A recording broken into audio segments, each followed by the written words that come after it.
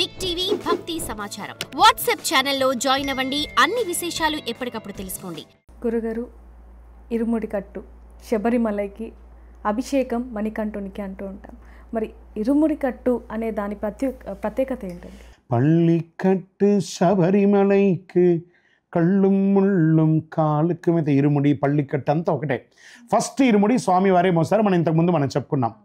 ఈ స్వామివారిని చూడడానికి వెళ్ళాలంటే ఇరుముడి అంటే ఏంటి, అసలు ఇరుముడి కట్టు ఏంటి, ఇరుముడిలో వాడే ద్రవ్యాలంటే దాన్ని ఎలా వాడాలి, దాని ప్రాముఖ్యత ఏంటి అని అంటే, మనం మాల వేసుకున్న తర్వాత మనం చెప్పాం కదా, గురుస్వామి దగ్గరికి రేపు యాత్ర ఉందంటే గురుగారు పిలుస్తారు. అరే రా, number 1, number 2, number 3, number 5, number 18 నీకు 6 కొబ్బరికాయలు ఇస్తారు. 6 కొబ్బరికాయలు నూరండ్రా బాబు అని చక్కగా వాళ్ళు స్వామి అయ్యప్పో అయ్యప్పో స్వామిని నూరుతారు. మనం మామూలుగా కొబ్బరికాయలు పెట్టుకుంటే పీచు పీచుగా ఉంటే గరుక ఉంటుంది కదా, అది మనం ఆ తోమగానే మనం ట్యూన్ అవుతున్నాం. వెంటనే ఆ పీచు పోగానే ఆ ట్యూన్ అయినటువంటి ఆ కొబ్బరికాయ పట్టను పగులుతుంది ఒక్కొక్కసారి. అందుకే వెంటనే ఏం చేస్తారంటే పసుపుతో నూనె ఉండి దాన్ని మర్దన చేసేస్తారు.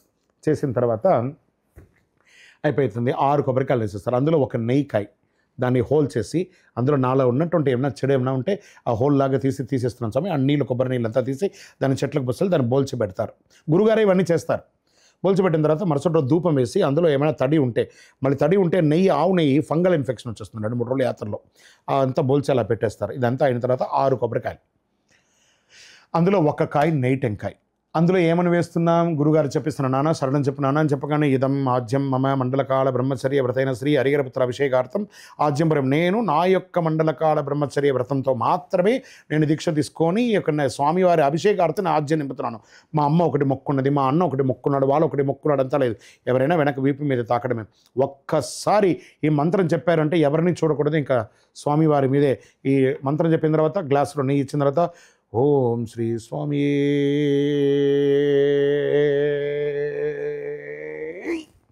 ఒకటే కూతుతో నెయ్యి నిండాలి. దానికి ప్రాక్టీస్ చేయండి. వెంటనే ఒక డక్కను వేసేస్తారు. కొబ్బరికాయ అనేది దేహం, అందులో వేసినటువంటి నెయ్యి ఆత్మ. ఆ ఆత్మను శబరిమలకి వెళ్ళగానే పలగొట్టి స్వామికి అభిషేకం చేయగానే ఆ పరమాత్మకు అంకితం ఇచ్చేస్తున్నాం. నెయ్యి దేహం, కొబ్బరికాయ దేహం, ఆత్మ పరమాత్మలో విలీనం అవుతుంది. ఇంతటి పవిత్రం. మళ్ళీ అందులో ఏమేమి వేసుకెళ్ళాలి, స్వామివారి అభిషేకానికి సంబంధించిన వస్తువులన్నీ వేయాలి. అమ్మవారికి గాజులు, బ్లౌజ్ బిట్ అవన్నీ వేయాలి. బియ్యం వేయాలి. భక్తులందరూ వేస్తుంటారు చూసారా, నాకు ఉద్యోగం కావాలి, నాకు ఆరోగ్యం బాగుండాలి, నాకు పెళ్లి కావాలి, నాకు ఇల్లు కావాలనే కోరికతో బియ్యం డబ్బులు వేస్తారు కదా, ఆ కానుకలన్నీ తీసుకుపోయి స్వామివారి హుండీలో వేయాలి. అందులో నుంచి కొంచెం బియ్యం ఉంటుంది కదా, ఉన్నదంతా అన్నదానంలోకి దాన్ని మనము డిపాజిట్ చేయాలి. ఆ డిపాజిట్ చేసిన తర్వాత కొంత బియ్యాన్ని పెట్టుకొని చక్కగా మీరు వచ్చి ఈ స్వామివారి మన ఇంటికి వచ్చిన తర్వాత ఆ ఇరుముడిలో ఉన్నటువంటి బియ్యాన్ని కొంత మిగతా బియ్యంతో కలిపి చక్కగా పొంగల్ లాంటిదంతా వండి తర్వాత స్వామివారికి అందరికి భక్తులకు అందరికీ పంచాలి. 6 కొబ్బరికాయ అన్నాం కదా, 1 కొబ్బరికాయ ఇరుముడి కట్టిన చోట కట్టాలి. ఇంకొక పంబా నదికి రాగానే గురుస్వామి గారు ఇరుముడి ఇప్పుతారు. అందులో నుంచి 3 కాయలు తీస్తారు. ఒకటి కన్నిమూల గణపతి దగ్గర కొట్టాలి, ఒకటి శబరిపీఠం దగ్గర కొట్టాలి, ఒకటి సన్నిధానంలో కొట్టాలి. ఇంకొక కొబ్బరికాయని అమ్మవారి దగ్గర దొల్లించాలి. ఎందుకు దొల్లించాలి, అది అమ్మవారు ఇక్కడ ముక్కంటి వాడు రుబ్బేసి ఉంటాం కాబట్టి శివుడిని అమ్మవారి ముందర పలగొట్టగలదు. అలా దొల్లించి మనం దొల్లించేటప్పుడు మన శరీరం కంప్లీట్గా యూ బెండ్ అవుతుంది. యూ బెండ్ అవడం వల్ల మన యొక్క ఆరోగ్యం అంతా బాగుంది. దొల్లించుకుంటూ మన పాపకర్మాలన్నింటినీ దొల్లించి అలా వదిలేయడమే ఈ యొక్క దీక్షలో ఉన్నటువంటి పరమావతి. ఆ స్వామివారి బియ్యాన్ని ఇప్పుడు మన కానుకలుగా వేసి ఉంటుంది కదా, ఆ ప్రసాదం కలిపి వాళ్ళందరినీ పిలిచి ఒకరోజు భోజనం పెట్టి వాళ్ళకి ఇది ఇవ్వడము విశేషం. ఇది ఇరుముడిలోని పరమార్థం. సాక్షాత్ స్వామివారికి అభిషేక ఆరాధన చేసే ఒక వస్తువే ఇరుముడి. 48 రోజుల పూర్ణాహుతి యొక్క ఫలితమే ఆ ఇరుముడి. కాబట్టి ఇరుముడికి అంత పవిత్రం ఉంది. ఇరుముడి నెత్తి మీద ఉండగా ఎంగిలు ఉమ్మడాలు, ఫోన్లు మాట్లాడాలు, అశ్రద్ధగా ఉండడాలు, నో వే. శరణమయ్యప్ప. గురుగారు, కార్తీక మాసం కాకుండా మామూలు సమయంలో కూడా మాల ధరించవచ్చు అంటారు. ఏమండి, ఈ శబరిమల అనేది 127 రోజులు తెరిచి ఉంటుందండి శబరిమల.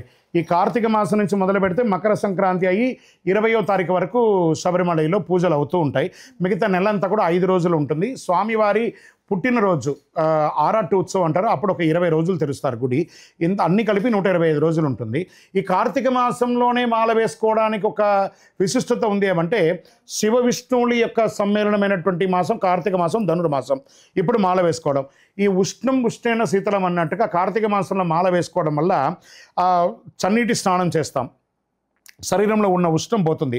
భూశయనం చేస్తాం, చల్లగా ఉన్న చోటలో ఈ యొక్క భూమికి అట్రాక్షన్, ఆ గ్రావిటీ మొత్తం గుంజుకుంటుంది కదా, నెగటివ్ అంతా పోతుంది. చెప్పులు లేకుండా నడుస్తాం, ఒక్కొక్కసారి అక్కు ప్రెషర్ అవుతుంది. మిగతా టైంలో మనం ఏసీలు ఇంకోటి వేసుకున్నా కూడా మనం ఉండలేం. కార్తీక మాసంలో చాలా చలి, ఐసు గడ్డగట్టే అంత చలిలో మనం ఇలా ఉండడం వల్ల మన శరీరం ఒక రొటీన్కి అలవాటు పడుతుంది, ఒక ఆరోగ్య శైలికి అలవాటు పడుతుంది. కాబట్టి ఈ కార్తీక మాసంలో మాల వేసుకుంటే మంచిది. మిగతా టైంలో వేసుకోకూడదని రూల్ లేదు, ఈ సమయంలో వేసుకుంటే మంచిది అని ఉంది. శరణమయ్యప్ప. For more videos like this, subscribe Big TV channel.